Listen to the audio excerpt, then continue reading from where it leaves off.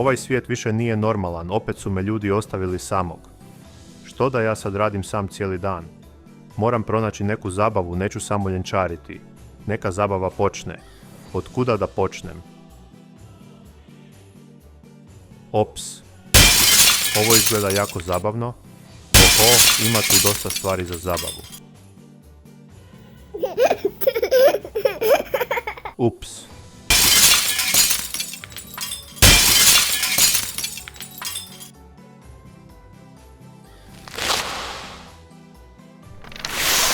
Što ima još? Malo poplavu da napravim. Čini mi se da sam samo malo pretjerao. Napravio sam pravi haos. Što ću reći vlasnicima? Ma nema veze, i onako su oni mene ostavili samog.